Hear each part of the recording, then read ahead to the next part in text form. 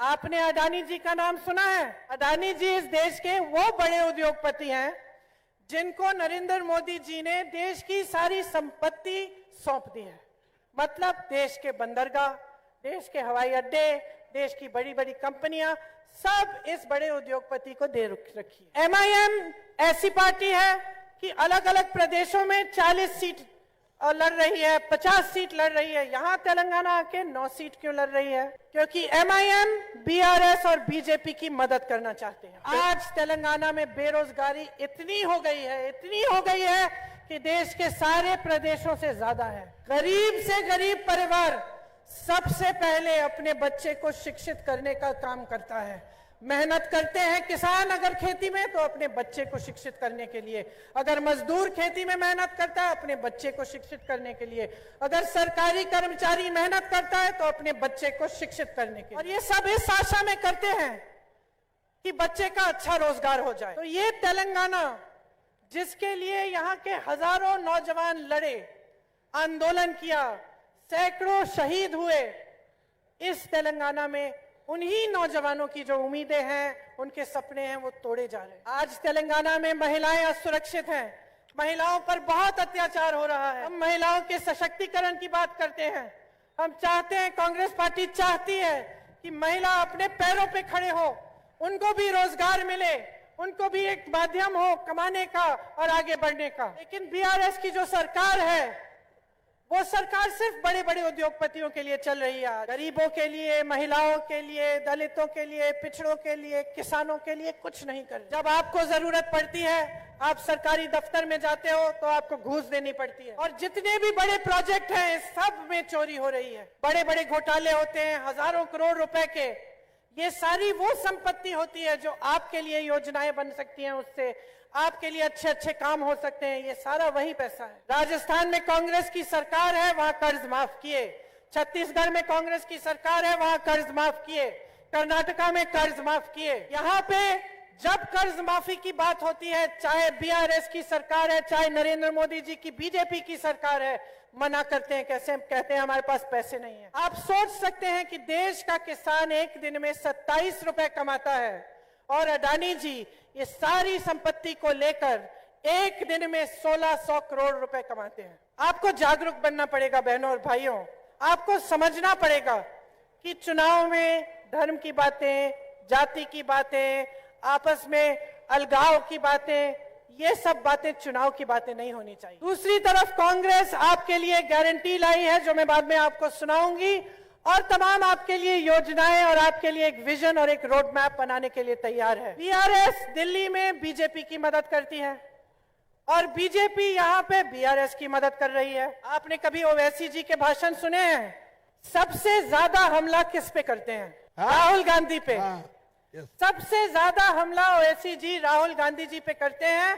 और राहुल गांधी जी वो शख्स हैं जो कन्याकुमारी से कश्मीर तक पैदल इसलिए चले, इस देश की एकता बनाने के लिए। ये तीनों पार्टियां एक साथ आपके साथ खेल रही हैं।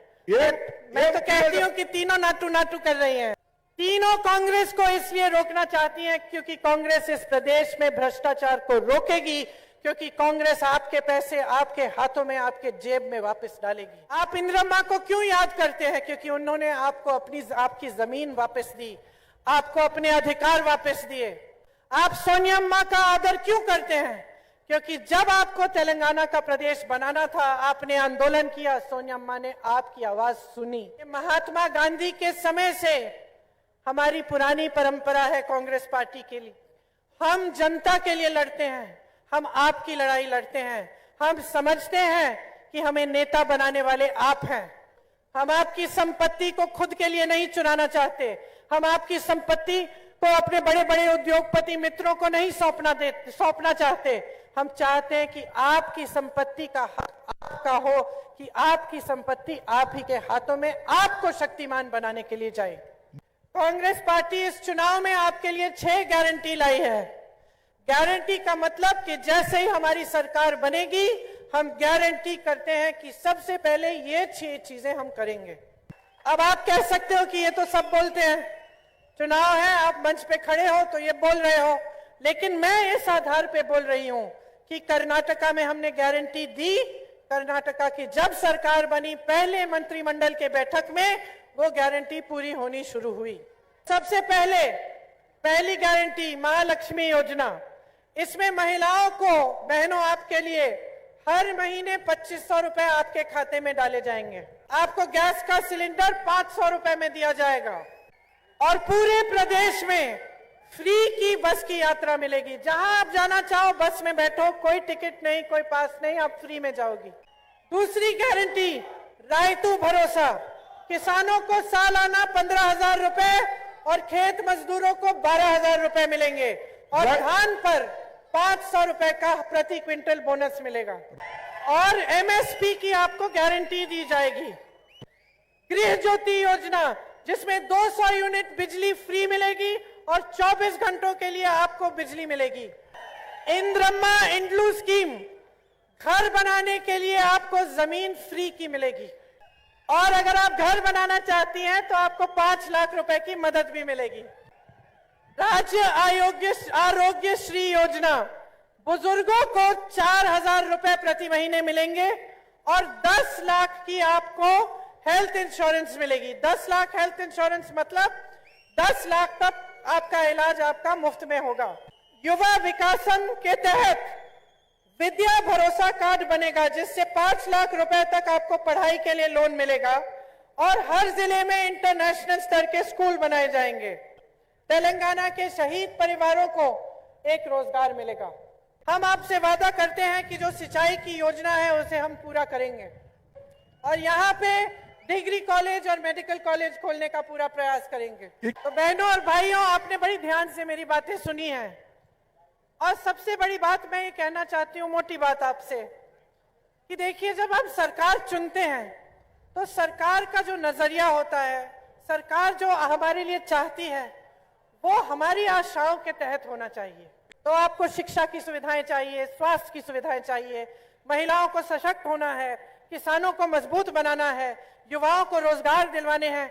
ये आपकी उम्मीदें हैं और आशाएं हैं और यही हमारा नजरिया है कि ये काम हमें पूरा करना है। इसीलिए मैं आपसे ये कहने आई हूं कि इस बार बदल डालो अपनी सरकार।